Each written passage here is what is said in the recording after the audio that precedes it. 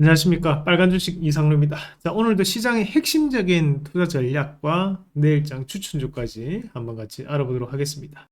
자, 이상루의 텐텐베거 오후 1시 30분 한국경제TV를 통해서 제가 혼자 진행을 하고 있습니다. 자, 많이 시청해 주시고 계십니다. 항상 감사드리고 이상루의 빨간 주식도 최선을 다해서 여러분들께 좋은 정보 전달해 드릴 수 있도록 하겠습니다. 자, 준비된 오늘 내용 한번 같이 보도록 하겠습니다. 우선 이제 FOMC 회의가 코앞으로 다가왔습니다. 18일, 19일, 3월 18일, 19일 FOMC 회의를 앞두고 있고, 지금 예상되는 것은 5월달 그리고 6월달에는 금리 인하가 이루어질 것이다. 다만 3월달에는 금리가 동결될 것이다 라는 얘기를 하고 있어요. 자, 이게 왜 중요하냐면 우리가 이번에 금리가 동결이 되더라도 추가적으로 5월달 내지 6월달에는 금리 인하에 대한 기대감이 있기 때문에 시장이 여기서 빠지지 않는다. 이 얘기를 지금 하고 있다고 보시면 되거든요. 그렇다 보니까 최근 미국 증시에서 반등을 붙이는 종목군들의 공통적인 것이 뭐냐면 결국 이제 반등이 나오는 쪽이 대부분 다 기술주 쪽에서 반등이 강하게 나옵니다. 기술주에 대한 반등을 이끌고 있다. 말 그대로 현재 시장에서 이런 기술주들이 상승하면서 자, 우리는 금리 인하만 이루어지면 강하게 올라갈 수 있습니다. 금리 인하에 대한 시그널만 주더라도 기대감만 주더라도 우리는 올라갈 수 있습니다. 그 얘기를 지금 하고 있다고 보시면 되거든요. 이제 3월달 같은 경우에 3월 18일에서 19일 같은 경우에는 금리 동결 가능성이 높다. 가능성이 높은데 대신에 여기에서 이제 점도표를 반드시 봐야 되겠죠. 점도표에서 공개되는 내용들이 어떤 내용이 공개되는지에 따라서 지수에 대한 움직임이 달라질 수 있는데 지금 현재로서는 6월달 정도에는 금리 인하가 이루어질 가능성이 높지 않을까 시장은 이렇게 판단을 하고 있다고 보시면 됩니다. 그래서 이번 동결이 중요한 것이 아니고 앞으로는 금리 인하를 할 수 있다라는 기대감이 지금 다우증시나 나스닥이 하락폭이 대단히 크게 나타났어요.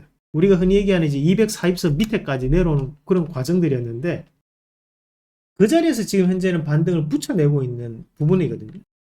이렇게 반등이 나타난다는 것은 우리나라에서 그 기술주들도 다시 한 번 더 강한 반등을 붙일 수 있는 여건이 형성될 것이다 라는 것으로 또 해석할 수 있는 부분입니다.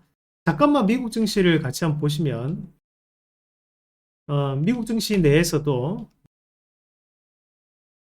자, 다우 증시 같은 경우에도 지금 240선이라고 하는 1년간의 평균 주가 밑으로 내려왔는데 자, 이 자리가 깨졌던 것이 언제냐면 앞에서 2023년도 11월 달이에요. 그러니까 2024년도는 한 번도 내려오지 않았다는 거죠. 자, 나스닥도 한번 같이 보겠습니다. 나스닥이 하락을 하고 내려왔던 것이 요 앞에도 하락은 하지 않았습니다. 사실 깨졌던 것이 2023년도입니다. 그러니까 지금 나스닥이나 다우증시는 2023년도에 깨졌던 자리를 이번에 처음으로 이탈하고 내려오는 과정이에요. 근데 지금까지 한번 보더라도 2023년도 전에 나스닥이라든지 다우증시 같은 경우에 흐름 자체를 꾸준하게 이어가는 양상들이 나타났었거든요. 우리가 지금 현재 2022년도에 바닥을 다지고 난 다음에 1년 동안 바닥을 다지고 난 다음부터 추세가 바뀌어서 넘어간 흐름이라면 이번에도 마찬가지로 하락폭 자체는 상당히 제한될 수밖에 없다. 사실 지금 현재 주가에 대한 하락에 대해서 가장 민감하게 반응하고 있는 것이 트럼프 대통령입니다. 트럼프 대통령이 당선되면서 얘기했던 것이 나는 어떻게 해서든 주가를 부양시킬 것이고 미국에 대한 경기를 회복시킬 것이다. 바이든이 경제를 너무 못했기 때문에 내가 당선되어서 바꿔야 된다는 얘기를 해왔는데 오히려 트럼프가 당선되고 지금 지수는 빠지고 있는 상황이에요. 그렇다는 것은 가장 부담을 느낄 수밖에 없는 존재라는 거예요. 그런 관점에서 봤을 때 저는 충분히 지금 현재 구간에서는 다시 한번 미국에서는 금리 인하에 대한 기대감이 불 수밖에 없고 이것이 국내 증시에도 긍정적인 영향을 미칠 것이라고 봅니다. 오늘 시장에서도 국내 증시는 외국인에 대한 매수가 유입됐는데 이런 외국인에 대한 매수가 유입됐던 섹터가 어디였냐? 바로 결국 전기전자 업종이었습니다.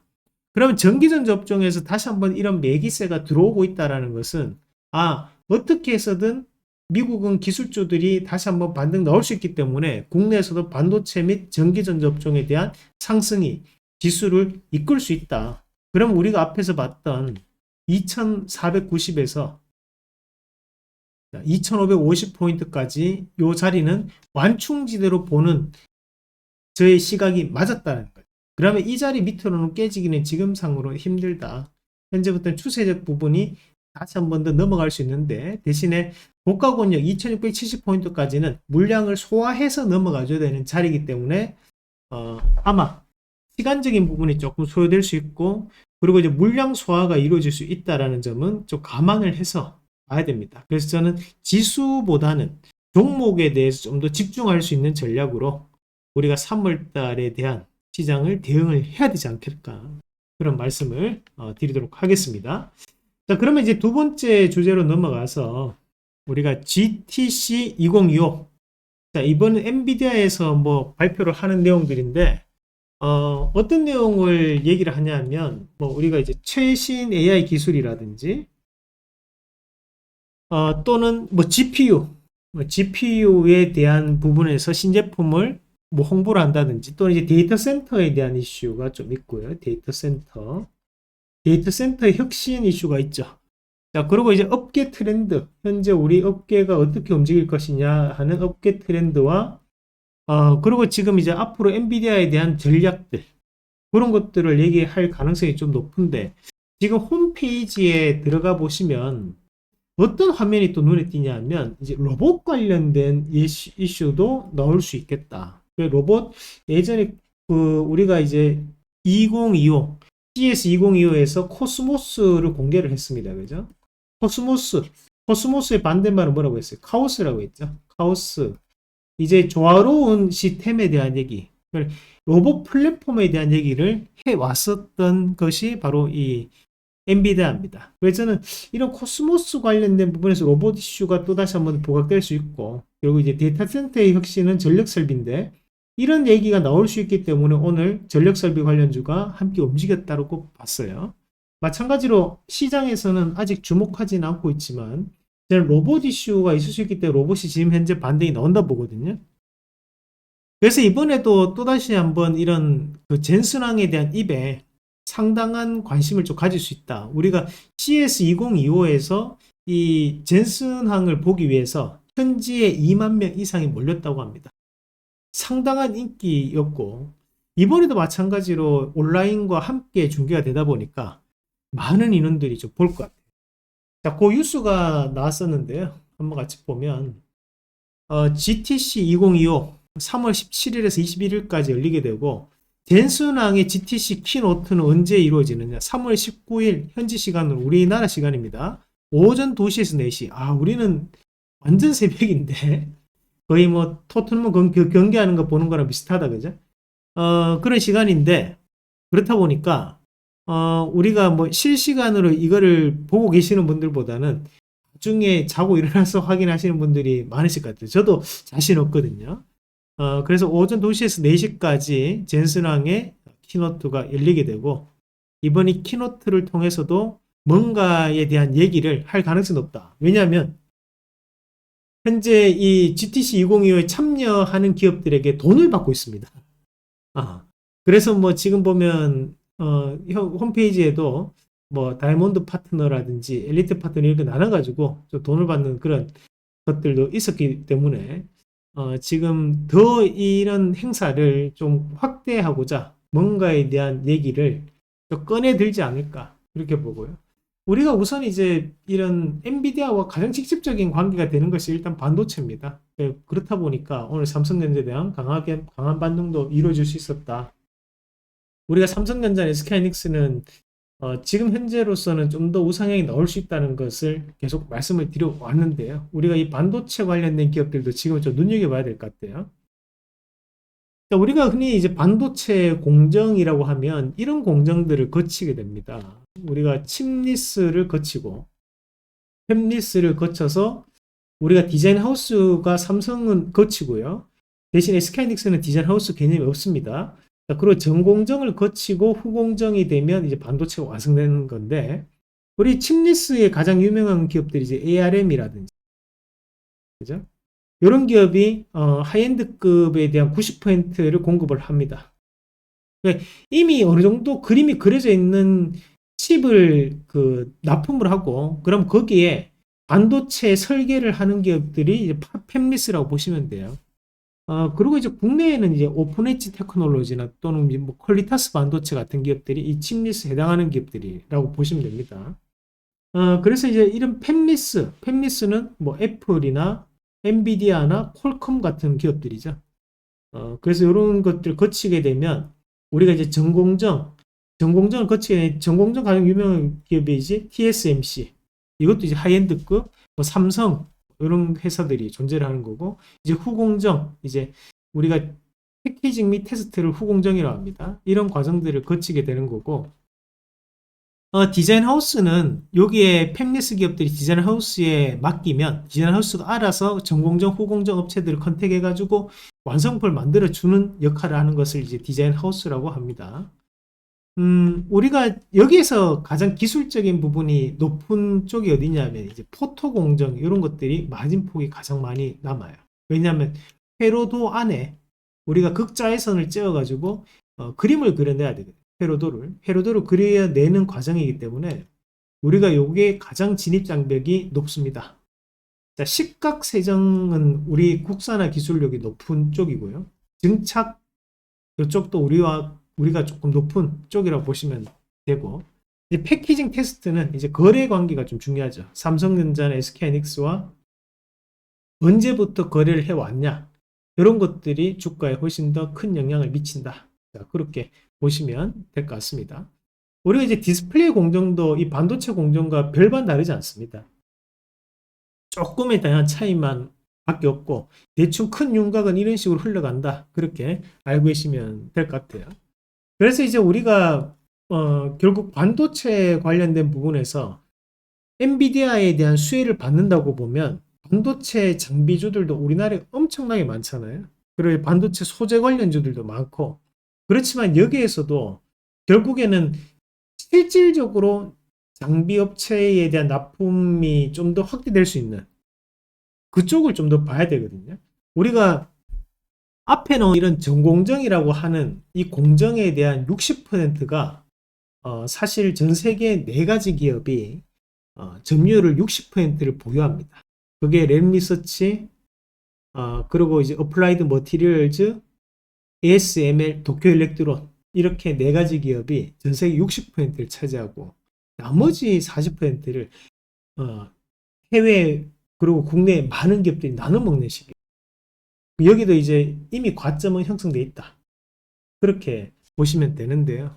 그렇다 보니까 반도체 장비주를 투자했을 때는 실적이 정말로 이루어지느냐, 이거보다는 기대감에 대한 부분이 좀 더 크게 작용하는 것이 현재까지에 대한 움직임이다. 그렇게 보시면 되겠습니다. 자, 그래서 보면 우리가 노광, 식각, 세정, 평판, 이온주의, 방막, 열처리, 측정, 분석까지를 우리가 이제 전공정이라고 합니다. 근데 여기서도 보면 사실 노광 이런 거는 우리나라 업체가 이제 전무합니다. 사실 국산화 장비를 만들기 대단히 어려운 부분이고, 대신 이제 식각 세정이 보면 국산화 기술이 상당 부분 올라와 있어요. 자, 이게 조금 비하인드 스토리가 있는데, 이런 식각 세정 분야 같은 경우에는 국내 기업들이 좀 올라올 수 있는 이유 중에 한 개가 이게 환경오염을 좀 유발시켜요. 왜냐하면 식각 세정을 해야 되다 보니까 이제 반도체 용수 같은 걸 많이 쓰게 되거든요. 근데 이런 유해 물질들이 많이 나오게 되죠. 그래서 미국에서는 이쪽에 대한 발전이 크게 이루어지지는 않았고, 그렇다 보니까 이제 이런 허드렛 일, 한편 조금 허드렛 일 볼 수 있죠. 왜냐하면 노광을 해서 깎아내는 작업과 그 씻어내는 작업을 하는 거기 때문에, 그러니까 여기에 이 과정들에 대한 부분 자체를 이제 해외에서 많이 조금 받아오는 경향이 있습니다. 그리고 이제 평판, 자, 이런 것도 이제 깎아내는 거니까 이런 것도 높죠. 자, 그리고 방막 등창, 이제 덮어내는 겁니다. 그리고 이런 것들, 열 처리까지 이런 것들은 이제 국산화 기술력이 높다. 그리고 우리는 SK하이닉스나 삼성전자가 있다 보니까 패키징 및 테스트 공정에 대해서 또 국산화율이 상당히 높게 나타난다. 그럼 이제 우리가 이런 걸 보더라도 결국에는 종목을 공략하려고 하면 여기 이 국산화율이 높은 국내 기술 수준이 높은 쪽에 대한 부분을 공략을 하는 것이 지금 현재로서는 가장 크게 상승 가능성이 좀 있는 부분이에요. 사실 2024년도에 반도체 관련된 기업들, 반도체 장비주들이 크게 상승할 때 가장 큰 베네핏을 받아왔던 게 패키징 테스트 기업들이거든요. 자, 왜 이런 기업들이 많이 움직일 수밖에 없느냐? 결국 직접적인 수혜를 받는 기업들이라는 거죠. 삼성전자나 SK하이닉스가 이쪽은 진입장벽이 낮기 때문에 지금까지 거래를 많이 해왔던 기업들을 다시 한 번 더 선택할 때가 많습니다. 그렇다 보니까 지금 현재도 보면 우리가 이제 검사 장비나 테스트 장비, 뭐 지금 보면 패키징 업체들이 보면 PSK 홀딩스나 또는 DI나 YC 이런 기업들이 다 이 패키징 테스트에 포함되는 기업들이죠. 그렇다 보니 지금 현재로서는 이런 반도체 국산화에 대해서 국산화율이 높은 공정에 있는 장비 업체들을 지금은 조금 눈여겨보고 거기에 따른 부분에서 앞으로도 이제 HBM이나 CXL 관련된 이슈가 나올 때도 그 관련된 종목군들이 움직임이 좀 나올 수 있다. 자, 그런 부분까지도 참고하셔서 보시면 좋을 것 같습니다. 그럼 본격적으로 종목군들로 들어가서 움직임 한번 같이 보도록 하겠습니다. 자, 우선 이제 삼성전자부터 한번 같이 볼게요. 자, 삼성전자가 지금 현재 이제 자리를 좀 잡고 움직이는 양상들이 좀 나타났었는데, 우선 이제 5만원 전후에 대한 가격대에서 이제 바닥이 좀 형성됐다, 그죠? 바닥이 형성되고 난 다음에 다시 한 번 더 반등을 좀 붙이는 과정들인데, 보시면 이제 상방과 하방에 대한 이제 요 폭이 크진 않아요. 크지 않다는 것은 요거는 기간 조정이나 가격 조정이냐고 봤을 때 가격 조정이 아니고 기간 조정이라고 봐야 됩니다. 자, 기간 조정이 들어왔다는 것은 횡보가 길어질 가능성이 있다라는 얘기거든요. 그래서 이번에 치고 올라간다고 보기보다는 조금 제한되는 상승 구간 정도로 봐야 된다. 저는 그렇게 보는 거예요. 왜냐하면 일단 현재 외국인들에 대한 부분이 꾸준하게 매도가 나타났던 구간이 존재를 하고, 대신에 이제 기관에 대한 매수는 좀 들어왔는데 손바뀜이 이루어지면서 여기서 이제 삼성전자는 워낙 덩치가 큰 종목이니까 여기서 강하게 틈을 바꾸기는 조금 힘들다 보거든요. 그래서 조금 제한되는 상승에 무게를 좀 두고요. SK하이닉스 한번 같이 보도록 하겠습니다. SK하이닉스 같은 경우에 저는 오히려 좀 더 변화가 좀 나올 수 있다. 실제로는 이제 엔비디아에 대해서 직접적인 수혜가 되는 기업이 SK하이닉스다 보니까 지금 SK하이닉스에 대한 변화 가능성을 저는 좀 더 높게 판단합니다. 지금 현재 HBM 같은 경우에도 SK하이닉스가 보면 반도체 수율이 80% 이상입니다. 이거는 어마어마하게 높은 겁니다, 사실. 마이크론이 현재 40% 초반대거든요. 그렇게 따지면 약 2배 정도 수율이 높은 겁니다. 그러면 지금 현재 SK하이닉스에 대한 움직임을 봤을 때는 저는 앞서 있던 고점이었던 한 23만원 선까지는 다시 한번 강한 움직임을 좀 보여주지 않을까. 자, 그렇게 말씀을 드리고요. 이 내용은 우리가 앞에서도 계속 말씀을 드려왔던 거였으니까 SK하이닉스를 좀 더 홀딩하시면서 좀 더 주가에 대한 상승을 기대해 보시면 좋을 것 같습니다. 자, 최근에 주가에 대한 움직임이 좋은 기업들 좀 뽑아본다면 일단 시각 세정 장비 관련돼서 종목군들이 움직임이 좀 나오는 것이 데우스라는 기업이 조금 움직임이 좀 나오고 있어요. 지금도 보면 240선과 480선 위에 넘겨서 움직임이 나오고 있는 과정들이 나타나고 있고, 마찬가지로 지금 KC텍 같은 경우에도 삼성과 관계가 상당히 오래된 기업이죠. 지금 보면 다시 한 번 더 주가가 반등을 보이면서 올라오는 양상들이거든요. 다른 여타의 반도체주들보다 좀 더 강한 움직임을 보여주고 있는 양상들이고, 우리가 이제 반도체 수율 개선 관련해 가지고 또 최근에 두 가지 기업이 조금 움직임이 나오는데 거래량은 조금 적은 기업입니다. 이제 넥스틴이라는 기업과 또 한 가지 기업이 이제 오로스 테크놀로지. 자, 이런 기업들이 보면 이제 수율 개선주로 조금 분류가 됩니다. 그래서 이 기업들에 대한 움직임도 최근 들어서 긍정적으로 좀 나타나고 있는 과정들이었다. 특히 이제 오로스 테크놀로지 같은 경우에는 과거 SK하이닉스 기술 혁신 기업으로 선정이 되기도 했던 기업입니다. 그래서 SK하이닉스와 또 관계가 되는 기업들이에요. SK하이닉스와 관계가 좀 되는 기업들이 보면 이제 DIT라는 기업이 있죠.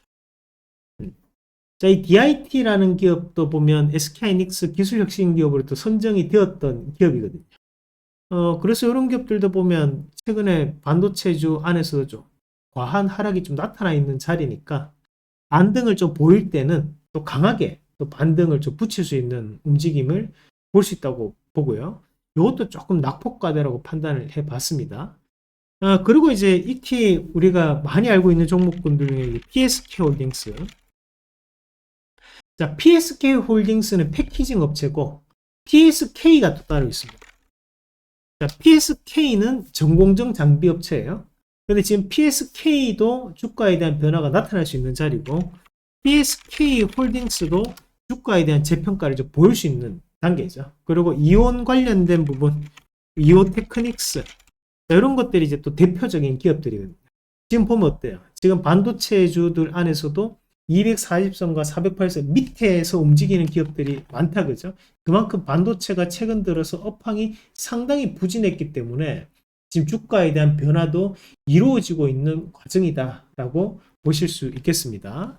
자, 거기에 이제 장비업체라고 하면 또 테스, 그죠? 테스 같은 기업들도 최근 들어서 많이 올라오고 있는데 테스, YC 이런 것들이 이제 검사 장비 업체들 주가에 대한 변화가 나오고 있고 오늘 또 강세를 보였던 것 중에 한 개 DI라는 기업이 있습니다.